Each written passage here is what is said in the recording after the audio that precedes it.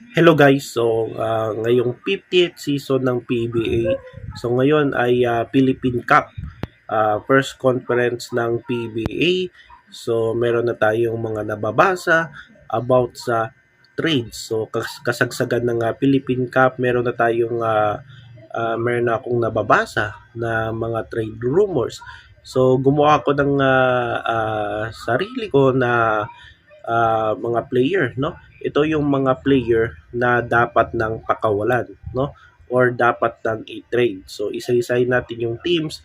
So ang part 1 ng ating sino-sino ba ang mga PBA players sa iba't ibang koponan ang dapat ng i-trade at bakit itong mga player na ito ay dapat ng i-trade. So merong mga dahilan dyan. So unang-una, hindi na nakakatulong sa kanilang team.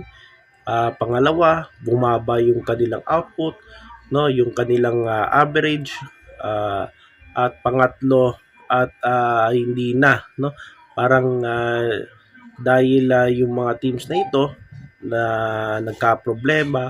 So isa yung player na ito ang dahilan, no, kung bakit dapat na ba siyang, no, dapat na siyang pakawalan. So unahin natin Barangay Nebra. So ang Barangay Nebra, pinili ko itong sina John Pinto at itong si Ben Adamos. So Barangay Nebra, Pinto at Adamos. So unahin natin itong si Adamos.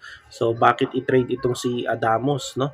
So itong si Ben Adamos, malakas ito, no? Nung nasa NCAA pa siya, nakita ko ng laro nito at meron itong tira sa labas. So itong si Ben Adamos, napapansin ko hindi na nagagamit, no, ni Coach Tincon sa Barangay Nebra. Itong si Coach Tincon, no, itong Barangay Nebra, kadalasan ginagamit niya 7 to 8 players. So ngayong conference na ito ay parang nasa 10 to 11 players lang ginagamit niya. Bakit? Dahil itong Barangay Nebra, maraming players ang nawala, no? From last season. So kailangan talaga ngayon nangangapa itong Barangay Nebra at nais nilang makabawi, no, sa mga susunod pang mga laro sa Philippine Cup. So itong si Adamos ay pwede na itong pakawalan, no, sa totoo lang. At yung mga teams na interesado dito, mukhang best destination ni Adamos, unang-una itong rain or shine. So yung rain or shine nangangailangan ngayon ng big man. So problemado rin itong rain or shine dahil wala silang mga bigs. So pwedeng-pwede itong si Adamos, no? At itong si Coach Yeng, alam naman natin yung estilo niya bilang coach. So magagamit itong si Adamos diyan sa rain or shine kung sakali siyang i-trade. So ang problema, sinong papalit, no? Dito kay Adamos, no, na from rain or shine. So yun. Tapos pangalawa itong si Pinto. So si Pinto ginagamit din ito ni Coach Tim Cone, pero dahil marami na, no, ang gwardiya ng Barangay Nebra at si Ralph nga hindi masyado nagagamit, no. Mas nagagamit pa si Pinto sa totoo lang kaysa kay Ralph ko, no. So dapat na sana, no, dapat na itong i-trade, no, itong si Pinto at hindi na talaga productive, no, diyan sa Barangay Nebra. So dapat na siyang i-trade. So anong mga teams na pwede dito kay John Pinto? So una itong Blackwater. So yung Blackwater, nanggaling na dyan si Pinto dati. So I think yun yung best team na pwedeng best available dito kay Pinto. So yan yung Barangay Nebra, John Pinto at Ben Adamos. Pwede nang i-trade. So sunod naman itong Blackwater. So ang Blackwater, pinili ko itong si Bradwin Ginto. So itong si Bradwin Ginto ay nagagamit din naman sa Blackwater, pero parang wala nang productive, no, itong si Ginto dyan sa Blackwater. So ngayong itong Blackwater, nasa baba sila ng team standing. So kailangan din nila ng mga player na medyo may depensa, no. Meron na sila mga offensive guys, no, katulad nila Bearfield, nila Christian David at itong si Ilagan. So kailangan nila ng mga player na makakatulong dito kila Berfield, kila Panopio at ni Christian David. So si Kwekutey kasi pinakawalan ng Blackwater, at saka dapat siguro kumuha rin sila ng player na medyo magaling sa depensa o di kaya yung makakatulong dito kina Berfield. So yun. Pangatlo, sunod naman yung Converge. So si Converge, JL De Los Santos. So una pinili ko dapat sana si Habilionar, no, si Pau Habilionar, kaso baka ayaw ni Coach Pineda na i-trade itong si Habilionar. So pinili ko itong si JL De Los Santos. So okay din naman yung lineup ng Converge, kaso nabibitin din sila, no. Nahihirapan sila pagkalaban nila yung SMB at saka TNT. So nakita na natin ang problema dito ng Converge, no? Kung kapag kalaban nila yung mga malaking team sa PBA, medyo nahihirapan itong Fiber Xers. So ang nagdadala kasi diyan sa Converge yung kanilang starting five, no? At yung bench ay medyo kulang-kulang pa yung support, no? Kahit nandyan na sila Concepcion at si Muyang, kulang pa rin yung suporta mula sa bench, kasi kailangan kasi guys ng suporta, no, mula sa bench, no, at kailangan siguro kumuha din sila ng yung scorer din off the bench na kayang-kaya na tulungan itong koponan na ito. So medyo kulang-kulang sila, no, sa suporta mula sa bench. So kailangan siguro ng mga player, no, na makakatulong sa mga starters ng Fiber Xers. So pinili ko itong si JL De Los Santos. Pwede na itong i-trade, no, kapalit ng siguro yung mga shooter, no, na magagamit mo off the bench, no. So si Habilionar sana yung pinili ko, kaso baka walang plano yung Converge na i-trade siya. So doon naman tapos na tayo sa Blackwater sa Magnolia. So sa Magnolia, very surprised yung napili ko si Paul Lee, no? Si Paul Lee dahil yung mga player dati ni Coach Tito na ginagamit wala na, no? Diyan sa lineup ng Magnolia, o di kaya ay off the bench na, no? At isa na diyan si Paul Lee. So napapansin ko bagong sistema na yung ginagawa ni LA Tenorio dyan sa Magnolia. So I think parang itong si Paul Lee, nakakatulong din naman si Paul Lee until now sa Magnolia, kaso parang wala na yung kanyang laro, no?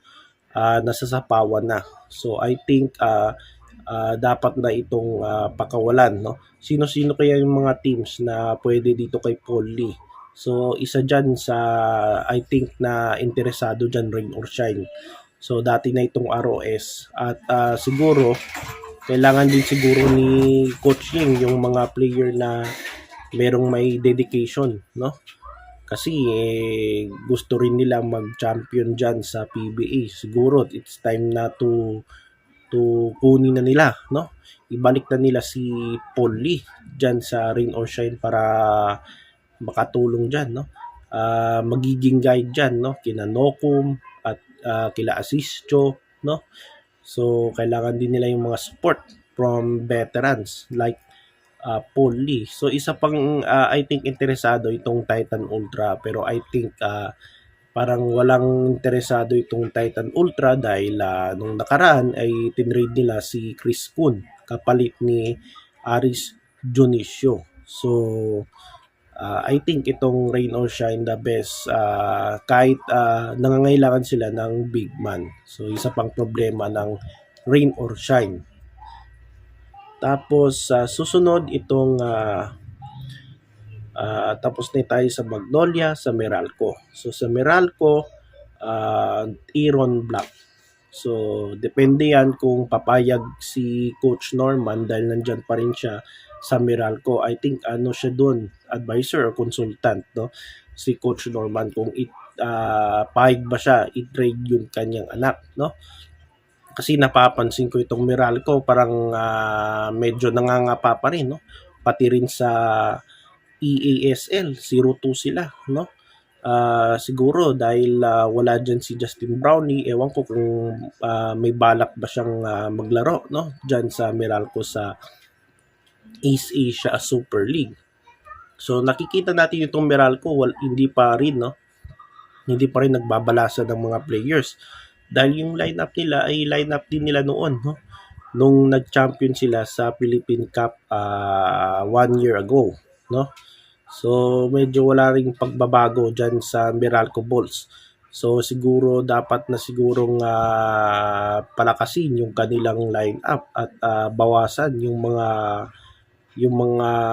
ano diyan, no, na parang bumaba na. Si Black after injury pero bumaba na yung kanyang numero, no, diyan sa Meralco, lalo na itong si CJ Cancino ay medyo napapansin na diyan sa Meralco Bulls at nagko-contribute na. So I think kung i-trade man itong si Aaron Black, I think mapupunta yan sa mga MVP teams, yung mga sister teams ng Meralco, TNT ba or NLEX. I think very interesting itong TNT, no? Makuha itong si Aaron Black. So let's see kung papayag ba yung si Coach Norman i-trade yung kanyang anak, no, sa Meralco. At ito naman, tapos na tayo sa Ginebra, Blackwater, Converge, Magnolia, Meralco, NLEX. So NLEX, isa sa mga pwede dito kay Aaron Black, pero I think dahil marami na gwardiya dyan sa NLEX, so mahirap. Siguro yung TNT merong interesado dito kay Aaron Black. NLEX, Enoch Valdez, pinili ko na pwedeng i-trade dahil magaling din naman itong si Valdez. Nakita ko na yung laro nito sa Davao.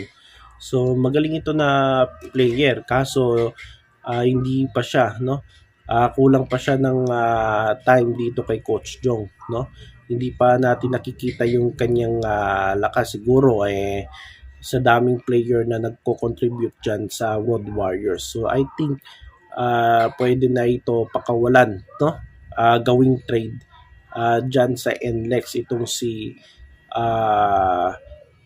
Enoch Valdez. So last season ay yung off season pala ay naririnig ko na yung pangalan ni Valdez na pwedeng i-trade dyan sa NLEX Road Warriors. So anong mga teams na pwede dito kay Enoch Valdez? So I think pwede best destination niya yung Blackwater, no? Blackwater, pwede si Valdez sa Blackwater, no? Sa Titan Ultra pwede rin, no? Pero ang Titan Ultra kulang din sila sa big man, no? Itong Titan Ultra. So I think itong Blackwater pwede dito kay Enoch Valdez, at isa pa yung Converge, pwede rin dito kay Enoch Valdez. So Converge at Blackwater, no, top destination dito kay Enoch Valdez. So yan yung ating PBA usapang PBA, no, sa araw na ito, at part 1 ng ating PBA players na pwede nang i-trade. So yun, so Barangay Nebra, Blackwater, Converge, Meralco, Magnolia at NLEX. So sa susunod na video natin, pag-usapan natin sino-sino yung mga i-trade, no, mula sa player ng Phoenix, Rhinoshine, San Miguel TNT, Terperma at Titan. So yan yung ating PBA, usapang PBA sa araw na ito.